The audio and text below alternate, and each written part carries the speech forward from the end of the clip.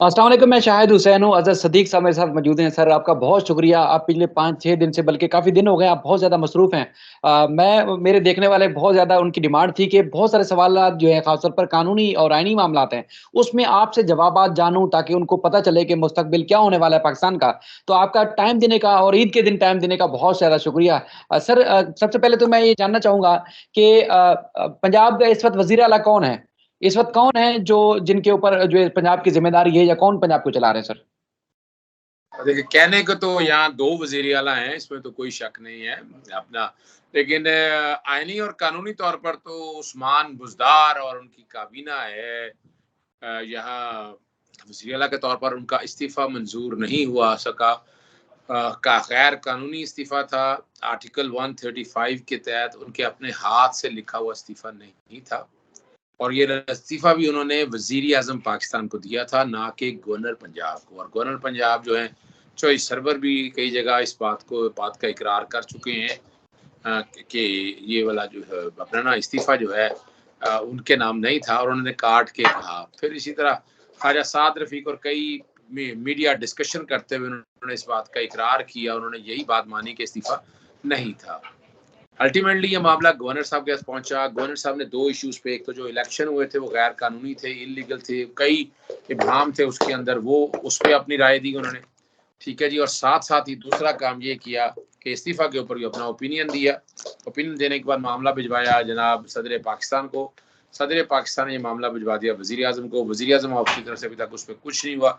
Ultimately एक और ख़त लिखा गया और फिर गवर्नर ने एक बाकायदा हुक्मनामा जारी कर दिया कि इस्तीफ़ा इनका मंज़ूर नहीं किया जाता, क्योंकि कानून के मुताबिक नहीं है। तो यूँ काबीना जो है ना वो बहाल हो चुकी है। दूसरा वो वज़ीर आला जो कहते हैं मैं वज़ीर आला हूँ, वो डिफेक्शन के वोट लेकर 25 वोट जो चोरी के हैं और जो भगौड़ों के हैं, अपना डिस्क्वालिफिकेशन का रेफरेंस चल रहा है इलेक्शन कमीशन के सामने। कोई ज़्यादा लंबा नहीं है, आई डोंट थिंक सो कोई ज़्यादा लेंथी इशू है। ये भी बहुत जल्दी डिसाइड हो जाएगा और अल्टीमेटली फ़र्ज़ करें ये अपने तौर पर बने हुए हैं वज़ीर आला, तो ये ख़त्म हो जाएँगे और जैसे ही वो डिक्लेरेशन आएगी, इनके पास फिर मेजॉरिटी नहीं रह जाएगी। सर, सोशल मीडिया पे हमारे बहुत सारे लोग ऐसे हैं जो नाराज़गी का इज़हार कर रहे हैं। कह रहे हैं सुप्रीम कोर्ट ने गलत गलत तरीके से या तहफ़्फ़ुज़ देके एक वज़ीर-ए-आज़म बनवाया एक को और लाहौर हाई कोर्ट ने अपना एक वज़ीर आला पंजाब बना दिया। तो आईनी और कानूनी मामलात में इस तरह की जो जंग है जिसमें अदालतें सपोर्ट कर रही हैं, तो फिर पाकिस्तान का मुस्तकबिल किस तरह होगा? लोग कैसे इंसाफ़ की तवक्को करेंगे? दूसरा, एक ही इश्यू के ऊपर 3 दरख़्वास्तें दायर की गई लाहौर हाई कोर्ट में, आप खुद भी वहाँ पेश हुए हैं। तो अदालत क्या मुतमईन अदालत को खुद नज़र नहीं आ रहा कि एक इश्यू पे 3 एप्लीकेशंस कैसे दायर हो सकती हैं? अगर नहीं था तो तौहीन अदालत की कार्रवाई नहीं हो सकती थी? देखिए, ऑपरेशन रेजीम की जो बातें आप सुन रहे हैं, उसमें काफ़ी हद तक तो सदाकत है। अब तो बैरूनी मीडिया ने भी फॉक्स न्यूज़ का जो लेटेस्ट चीज़ें आई हैं, वो भी चीज़ क्लियर हो गई है।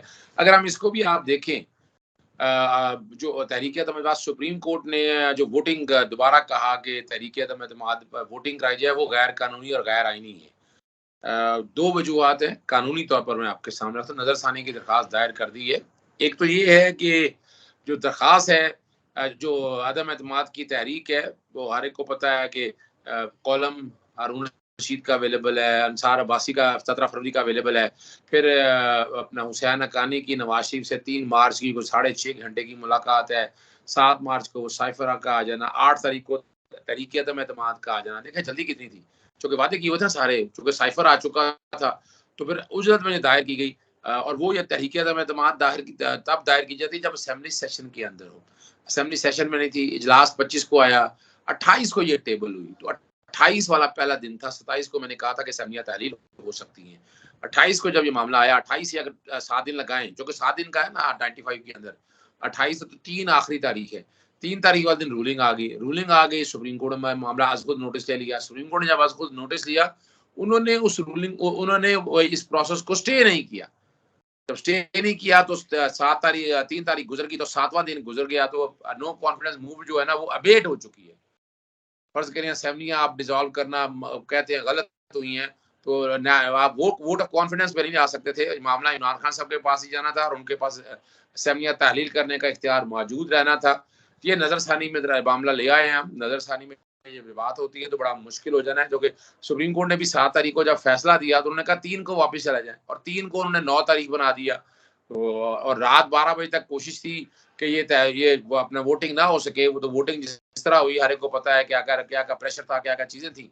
अल्टीमेटली जो है ना, जो मर्जी आप कर लें, ये जो है ना अबेट वाला से मामला नहीं निकल सकता। और कतई नजर इसके अलावा वो बारीक सी लाइन पे ऊपर खड़ी है, 3 वोटों से पड़ी है। आज बाप इधर हिल जाए, आज बापों का बाप जो है ना इधर हिल जाए, बाप यानी बाप पार्टी से बता रहा हूँ मैं आप, वो क्यों इधर चले जाए, तो फिर कहाँ रहेगी इनकी मेजोरिटी तो उनकी हो जाएगी फारग।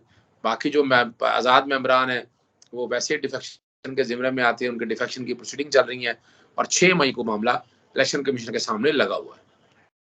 सर, आप नहीं समझते कि पाकिस्तान तहरीक-ए-इंसाफ के पास जो कानूनी माहिरीन हैं, उनकी किल्लत है? और अब जब हुकूमत चली गई, तो उसके बाद फिर आपसे रुजू किया, आज भी आप एक इंतहाई अहम मीटिंग में मसरूफ़ थे।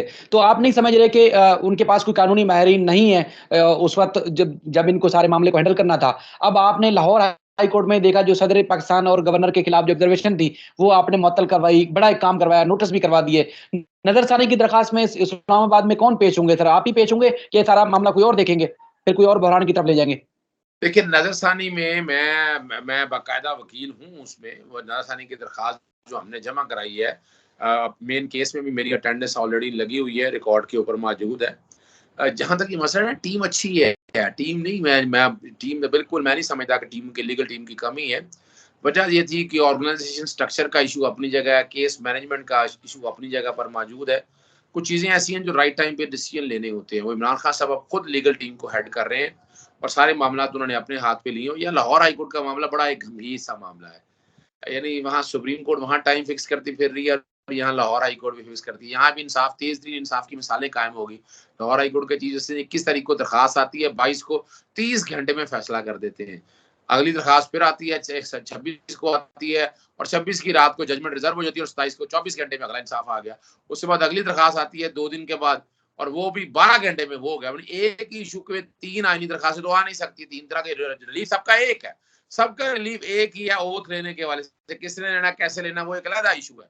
वो तीनों अनोखी जुरिस्प्रूडेंस यहाँ डेवलप हुई है। कोर्ट को बताया गया कि अगर एक फैसला नहीं माना गया तो रेमेडी या तौहीन अदालत, रेमेडी एग्जीक्यूशन नहीं है। एग्जीक्यूशन वहां होती है जब फाइनल ऑर्डर हो जाए। जैसे सुप्रीम कोर्ट तक आप चले जाते हैं तो वहां आर्टिकल 190 और 187 मौजूद है कि everybody has to act in aid of supreme court, और जो सुप्रीम कोर्ट की डायरेक्शन है वो एग्जीक्यूट करेंगी हाई कोर्ट्स। तो वो तो फाइनल अथॉरिटी ना, फाइनल आर्बिट्रेटर है, वहां तो हो सकता है। लेकिन आप ये कहें लाहौर हाई कोर्ट का फैसला बगैर अपील का राइट ले लेंगे आप, इंट्रा कोर्ट अपील का राइट ले लेंगे आप। सुप्रीम कोर्ट का यहाँ तो यही हुआ ना, यहाँ तो जबरदस्ती पड़ के ओथ कराना है और वो हक ले लिया गया। लेकिन गैर कानूनी जो असेंबली के अंदर जो इकदाम हुए, डिप्टी स्पीकर ने जो कानून की धज्जियां बखेरी और जिस तरह मेंबरों का इस्तेहकाक मजरू किया, वो सारा रिकॉर्ड के ऊपर धांधली ज़्यादा इलेक्शन थे, उसमें तो कोई शक नहीं है।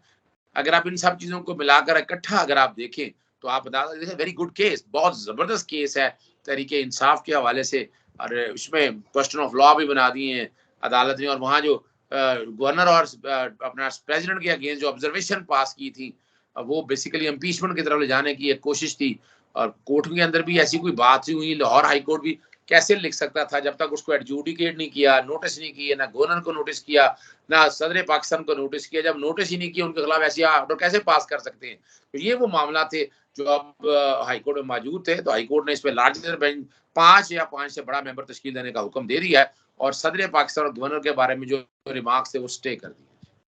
तो ये जो 2 हुक्मनामे पहले वाले लाहौर हाई कोर्ट के हमजा शहबाज के जो हलफ बर्दारी से मुतालिक, आप क्या समझ रहे हैं कि लार्जर बेंच में वो फैसले वापस हो सकते हैं? रिलीफ मिल सकता है उस्मान बज़दार की हुकूमत को? जी बिल्कुल, क्यों नहीं? अगर ये हाई कोर्ट ये अपना तय कर दे कि हाई कोर्ट को इख्तियार ही नहीं है अपना ये, वैसे भी पहला फैसला आया आर्टिकल 104 के हवाले से, दूसरा फैसला आया आर्टिकल 255 के हवाले से, अब तीसरे फैसले ने नई जेहत दे दी कि स्पीकर को कह दिया। स्पीकर को किस कानून के तहत कह दिया? कहाँ है स्पीकर लिखा हुआ? और ये सदर के इख्तियार या गवर्नर के इख्तियार हाई कोर्ट कैसे ले सकती है? हाई कोर्ट का इख्तियार बिल्कुल ये नहीं है। हाँ ठीक है, गैर कानूनी काम हो रहे हैं, रोकना है, करना है एडवांस में, लेकिन ये इख्तियार नहीं है कि आप आईनी ओहदों का तकाजा या बेसिक ट्राइकॉटमी ऑफ पावर्स के प्रिंसिपल को वायलेट करते हुए खुद सामने आ जाए और खुद मामले को हैंडल करें। सर आज जिस तरह आप बड़ी मीटिंग में थे, इमरान खान साहब के साथ भी आप मैं देख रहा था। तो सर आप क्या समझ रहे हैं कि जिस तरह यूथ है बहुत सारी जो लीगल मामलात समझना चाहते हैं और उनकी तवक्कुआत अब आपकी तरफ हैं। तो अब आप जो देखने वाले हैं, सुनने वाले हैं, उनको क्या उम्मीद लाते हैं कि लाहौर हाई कोर्ट हो या इस्लामाबाद में सुप्रीम कोर्ट हो या इसके अलावा जो इनके खिलाफ एक इंतकामी कार्रवाइयाँ हो रही हैं, उस तरह पाकिस्तान तहरीक-इंसाफ को किस तरह रिलीफ दिला पाएँगे? आपको क्या टास्क दिया गया है हुकूमत की इमरान खान साहब की तरफ से? देखिए, जहाँ तक तो बात है ना, अच्छा, एक मैं पहले बता दूँगा, इलेक्शन कमीशन के सामने ये बड़ा ज़रूरी है इश्यू। इलेक्शन कमीशन के सामने 6 तारीख को जो कौमी असेंबली की सुबह असेंबली के 25 मेंबरान उनकी डिस्क्वालिफिकेशन का लगा है। मामला बड़ा सीधा है। उन्होंने पार्टी की डायरेक्शन थी कि वोट आपने चौधरी परवेज़ लाई को देना, लेकिन उन्होंने वायलेट करते हुए वोट दिया हमज़ा शरीफ को। सबूत भी मौजूद हैं, अपना वोट डालते हुए भी, दस्तखत करते हुए भी, सारी एविडेंस रिकॉर्ड के ऊपर अवेलेबल है। तो उसमें तो बड़ी बात ही कोई नहीं है।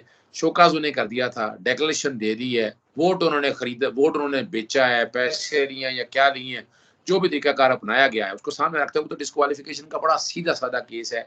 ईमानदारी के हवाले से बात है। अब वो डिस्क्वालिफिकेशन फॉर लाइफ होनी चाहिए या फॉर सर्टेन पीरियड होना चाहिए, ये मामला अब सुप्रीम कोर्ट के सामने ज़ेर इल्तवा है और सुप्रीम कोर्ट ने इस मामले को लगाना है।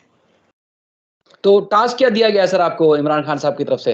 क्या करना है आपने अब देखिए देखिए, बात ये है ना, इन केसेस को मिसाल के तौर पर लाहौर हाई कोर्ट में देखिए अग्रेसिवली खेलने हैं तो रिजल्ट्स आर देयर। तो अपना इलेक्शन कमीशन के फैसलों के हवाले से भी यहाँ प्रोसीडिंग चल रही है, उनको भी देखना है। यूसुफ रज़ा गिलानी का आपको याद है कि वो जो रेफरेंस खारिज कर दिया, उनके बेटों को कसूरवार कह दिया, यूसुफ रज़ा गिलानी को छोड़ दिया, तो वो बड़ा सीधा-सीधा केस है जो यूसुफ रज़ा गिलानी के डिस्क्वालिफिकेशन के एक और एंगल से है। तो उसको भी इंशाल्लाह परस्यू कर रहे हैं और उसको भी देख रहे हैं। जी।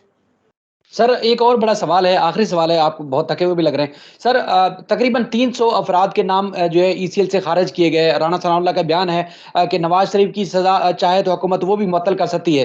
बेशुमार ऐसे मुल्ज़मान हैं जो नैब और एफआईए को मतलूब थे, अदालती अहकामात के ऊपर उनके नाम ईसीएल में शामिल किए गए थे। क्या हुकूमत जो है वो एक डंडे के ज़ोर पर या एक पेंसिल की नोक के ऊपर जो है वो सारे अदालतों के अहकामात वापस ले सकती है और उनके नाम ईसीएल से खारिज कर सकती है? एक आईनी और कानूनी तौर पर इस मामले को कैसे देखते हैं आप?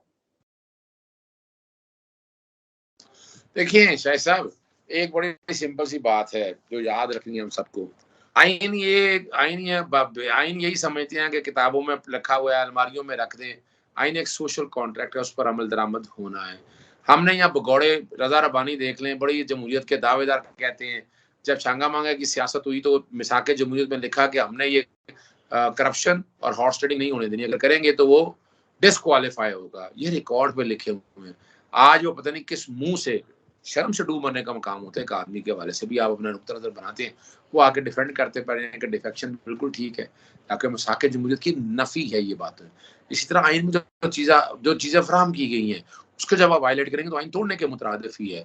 तो एक इंसिडेंट नहीं, बहुत से इंसिडेंट हैं सियासी जमातों के। इन्होंने तो घर की बांदी बनाया। इलेक्शन कमीशन इनके साथ इनकी मर्जी से चल रहा है और इलेक्शन कमीशन जिस तरह के सवाल या जिस तरह की थॉट प्रोवोकिंग करता है, वो एक बड़ी तकलीफ है बात है।